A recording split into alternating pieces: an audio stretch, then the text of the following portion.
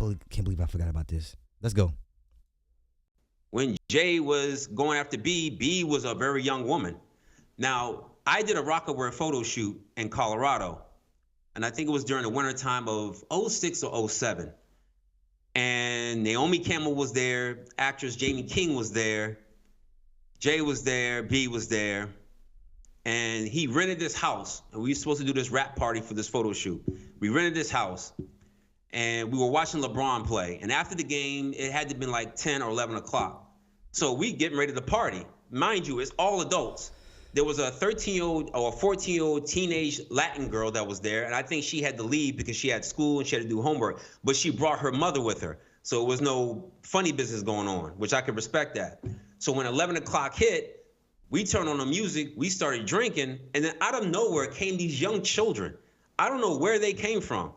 For a rap party at 11 o'clock at night, drinking, loud music, and us dancing wild, like, I don't know where these kids came from. And then I happened to sit down because I was dancing with one of the assistants. And I sat next to this child, and the child sat next to Beyonce. So I hear B say something about, doesn't this look sexy? Or isn't this sexy? And in my mind, What? Oh, let's continue. I'm not awakened as I'm awakened now. So in my mind, I'm like, what did she just say?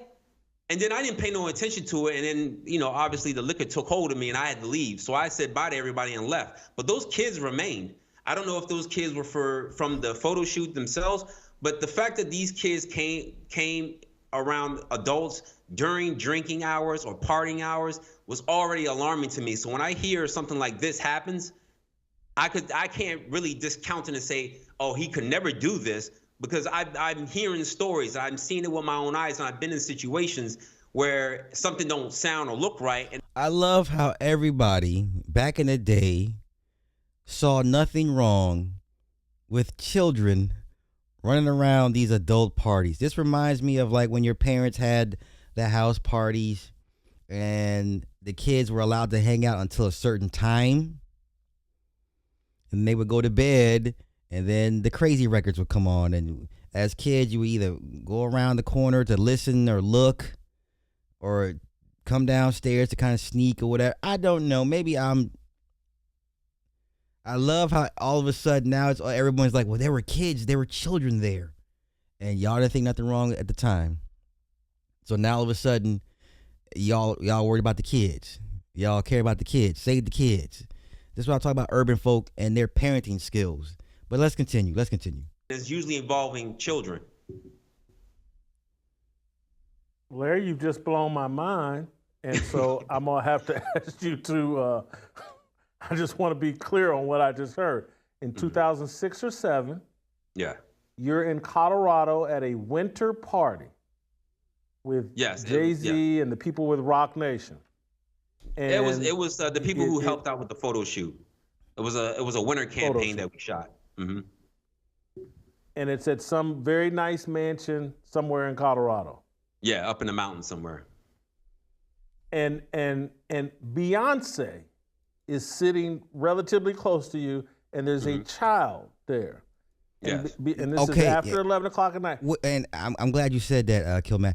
Yo, he's never, and he's gone after Jay many, many times for many years, but he's never said anything close to this.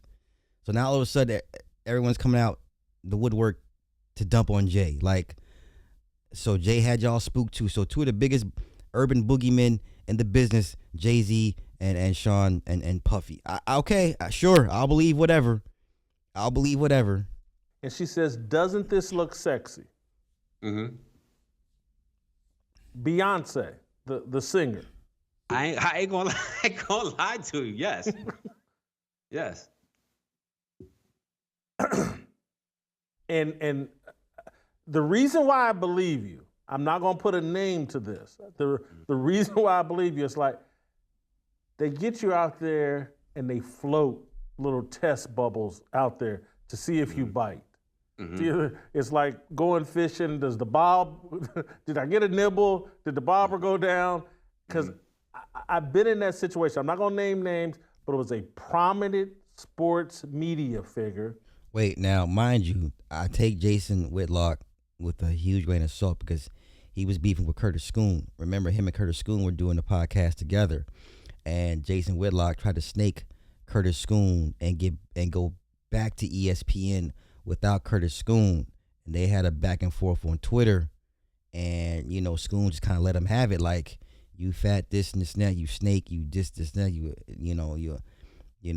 do anything to get on these people's good side, blah blah blah blah blah. For those that have been following Twitter, if you in those Twitter spaces, him and Curtis Schoon, Schoon does not like Whitlock at all, and he whatever. But okay, let's continue.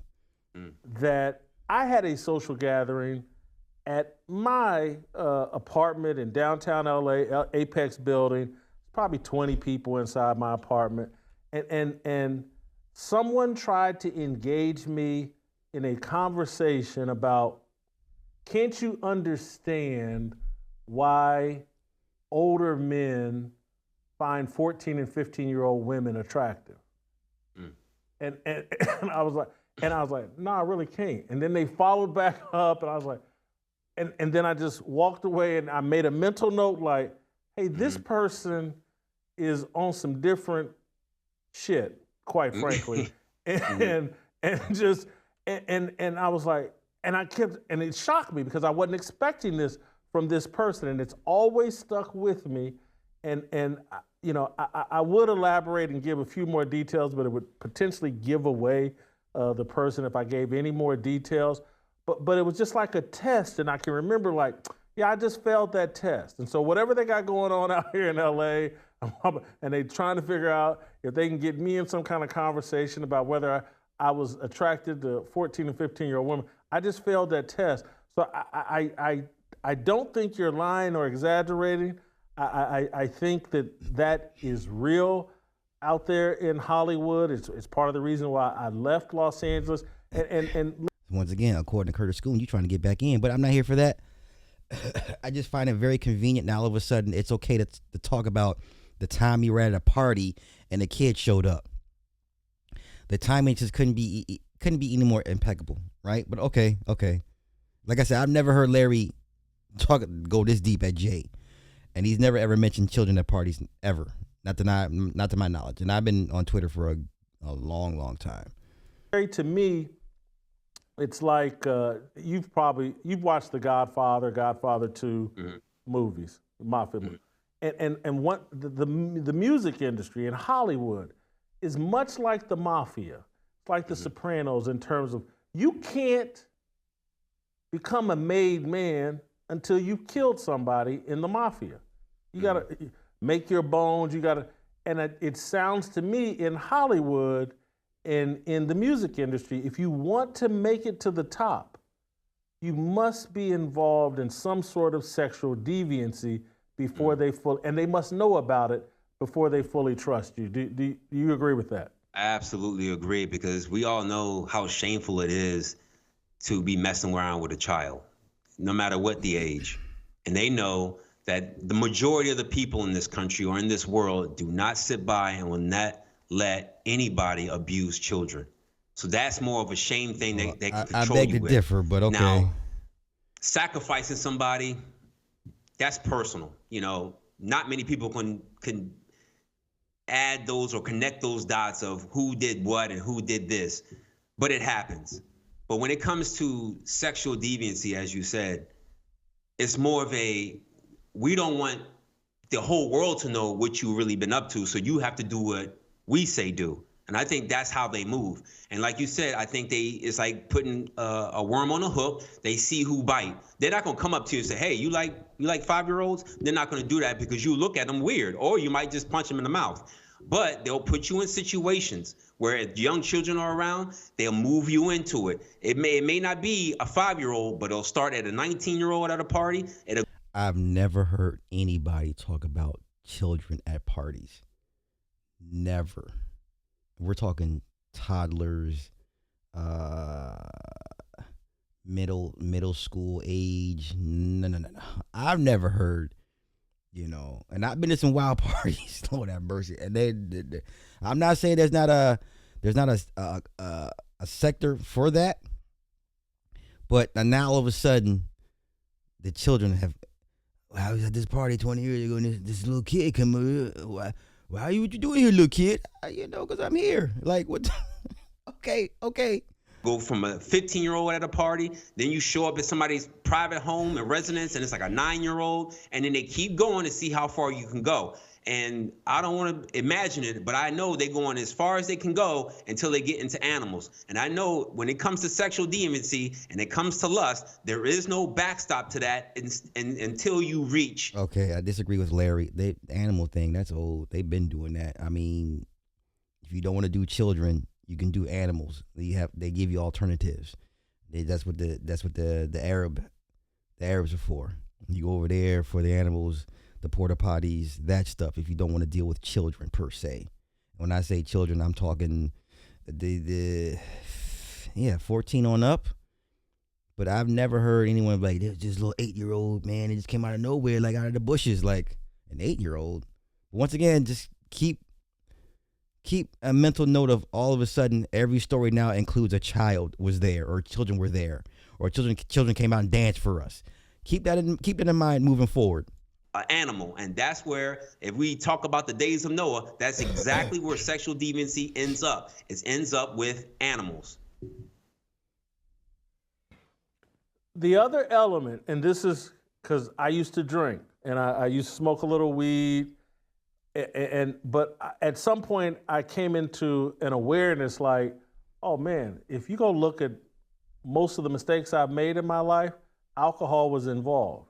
And it's like they get you, and this thing about LA, they get you at these parties, get some liquor in you, get some weed that may be laced with something, maybe they spike your drink, and then it's like when Beyonce says, doesn't that look sexy? Well, your inhibitions are down, your self-control is down because they got the Now, that's allegations. Now let's take Chrissy Teigen. Now we've got multiple tweets of Chrissy Teigen talking very,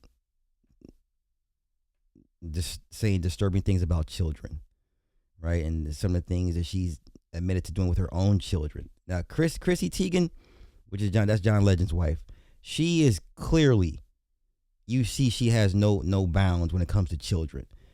Now, once again, you saying Beyonce said this, like, bruh, like, okay, and you've held on to this secret for 20 years.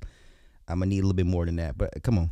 The drugs in you, and the next thing you know, you're doing things you wouldn't do sober, and they just happen to have a camera on it and pictures of it, and then they have you for the rest of your life. Right. And that's what I see. I mean, I just, not to go to, but it's just like, I look at the dude, Baby from Cash Money. I'm like, he's kissing all these dudes in the mouth, and he got this prison mentality.